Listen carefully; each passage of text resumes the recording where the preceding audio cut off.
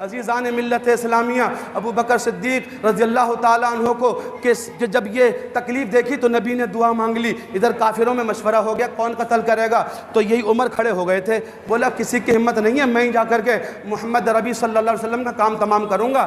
تو ابو جہل اور سارے بڑے بڑے بولے عمر تم ہی کر سکتے ہو یہ کام، لیکن بیٹا تمہیں کیا خبر ہے، یہ قتل کرنے جا رہے ہیں لیکن یہ بھی حضور کے زلفوں کے اسیر بن کے آنے والے ہیں، یہ خود قتل ہونے والے ہیں، خود ان کے کفر کا جنازہ نکلنے والا ہے، اب یہ عمر اللہ کے نبی کا شیر بن کے تم پہ بفرے گا اور تمہیں بفر دے گا، تمہاری ہمت نہیں ہوگی سامنے ٹکنے کی، تم نے کس کو بھیج دیا؟ اللہ اکبر۔ عزیزان گرامی، راستے میں حضرت نعیم مل گئے تو کہا عمر کہاں جا رہے ہو، اتنی ننگی تلوار لے کے بڑے غصے میں ہو؟ بولے محمد عربی کا کام کرنے جا رہا ہوں۔ بولے وہاں بعد میں جائیے، پہلے اپنے گھر کی خبر لے لو۔ سمجھ آ رہی ہے؟ میں بڑی سادہ اردو بول رہا ہوں جو دیہاتی اردو ہے، جو بالکل سمجھ میں آ رہی ہوگی آپ کی۔ پہلے اپنے گھر کی خبر لے لو۔ بولے کیا ہوا؟ بولے بہن بھی کا نام ہے، ان پہ جان وار رہی ہے اور بہنوں بھی جان سے قربان ہو رہے ہیں ان پہ۔ باپ دادا کا دین تو انہوں نے چھوڑ دیا۔ بولے اچھا، سارا غصہ ادھر منتقل ہو گیا۔ گئے دروازے پر، جلال میں کہا اے بہن کھولو، تو حضرت خباب قرآن پڑھا رہے تھے، عمر کو دیکھ کے وہ بھی حضرت عمر کی بہن کے گھر کے کونے میں چھپ گئے۔ عمر آ گئے، عمر چھپ گئے کونے میں، جا کر کے جاتے جاتے بہنوں پہ حملہ کر دیا، پٹک کے مارا عمر نے۔ کیا کر رہے ہو؟ باپ دادا کا دین چھوڑ دیا۔ بہن بچانے آ گئیں، ان کو بھی مارا، وہ بھی خون میں لت پت ہو گئیں۔ عزیزان ملت اسلامیہ، تو عمر نے مارنے شروع کر دیا۔ اب بہن کا بہن جلال میں آ گئی، وہ نبی کی غلام تھی نا، نبی کی بارگاہ کی پروردہ تھی نا، نبی پہ جان دینے والی تھی نا، بولی عمر خطاب کا بیٹا ہے تو میں بھی خطاب کی بیٹی ہوں۔ عمر لیکن تیرے پاس ایک وصف نہیں ہے جو میرے پاس ہے۔ بولے وہ کون سا؟ تو خطاب کا بیٹا ہے لیکن محمد عربی کا غلام نہیں ہے، میں خطاب کی بیٹی بھی ہوں، نبی کی غلام بھی ہوں۔ سن، مار لے، جان تو نکل جائے گی لیکن محمد عربی کا دیا ہوا ایمان نہیں نکلے گا۔ عمر بولے یار یہ تو بڑی مضبوط ہے۔ تو پھر بولے ٹھیک ہے، مجھے بھی دکھاؤ وہ پڑھ کیا رہے تھے تم لوگ۔ تو بولی وہ پاک ہے تو ناپاک، تیرے ہاتھ میں کیسے دے دیں؟ غسل کر لو۔ حضرت عمر گئے باتھ روم میں، غسل خانے میں غسل کرنے لگے، اپنا ظاہری مل کے دھو رہے تھے، اللہ ان کے باطل کو صاف کر رہا تھا۔ عمر ظاہری میل ملتے تھے، اللہ ان کے دل کو صاف کرتا تھا۔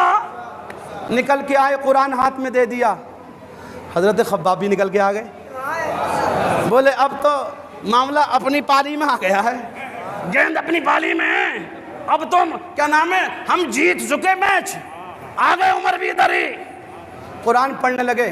طٰہ ما انزلنا علیک القرآن لتشقى الا تذکرۃ لمن یخشیٰ۔ پڑھتے پڑھتے پہنچے اننی انا اللہ لا الہ الا انا فاعبدنی واقم الصلاۃ لذکری۔ قرآن پڑھا، ادھر دل رونے لگا، آنکھیں برسنے لگی، کہنے لگے باجی مجھے بھی نبی کی بارگاہ میں لے کر چلو، میرا دل بھی ان کا غلام بن چکا ہے، میں بھی بغیر دیکھے نبی کی زلفوں کا اسیر بن چکا ہوں۔ خباب بولے اب تو عمر میرے نبی نے کل ہی دعا مانگی تھی، میرے نبی کی دعا قبول ہو گئی ہے، چلو دار ارقم میں چلتے ہیں۔ ابو بکر وہ تلوار لٹکائے ہوئے، حضرت امیر حمزہ، حضرت طلحہ اور دوسرے صحابہ میرے نبی کے دروازے پر پہرہ دے رہے ہیں۔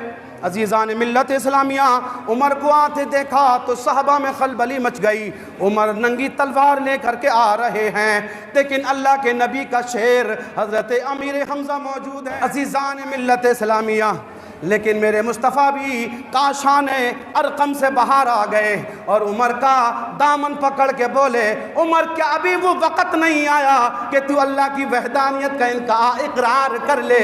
تو عمر بولے اشہد ان لا الہ الا اللہ واشہد ان محمدا عبدہ ورسولہ۔ اے ہے ہے، جب عمر نے کلمہ پڑھا نا تو صحابہ میں خوشی کی لہر دوڑ گئی. ہاں، نعرہ تکبیر بلند ہو گیا. فرماتے ہیں اتنی زور سے نعرہ تکبیر لگا کہ خانہ کعبہ کی دیواریں گونجنے لگیں. مکے کے در و دیوار نعرہ تکبیر سن کر کے ہل گئے، خوشیاں ہو گئیں. عمر نے جاتے جاتے اپنے نام کا اثر دکھا دیا. بولے لسنا علی الحق، آقا کیا ہم حق پر نہیں؟ نبی نے فرمایا بلا کیوں نہیں، ہم ہی حق پر ہیں. آقا حق پر ہیں تو چھپ چھپ کے عبادتیں کیوں؟ حق پر ہیں تو خانہ کعبہ میں نمازیں پڑھیں گے. میرے نبی نے عمر کے مشورے پر 2 صفیں مرتب فرمائیں. صحابہ کی 2 صفیں، 40 صحابہ، 20 اگلی صف میں، 20 پچھلی صف میں.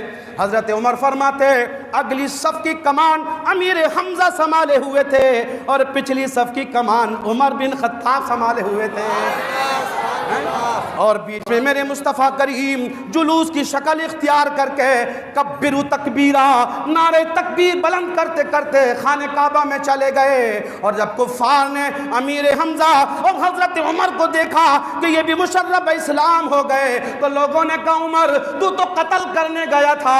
عمر بولے جب دیکھا نہیں تھا اس لیے قتل کرنے گیا، اور جب دیکھ لیا تو میرا کفر قتل ہو گیا.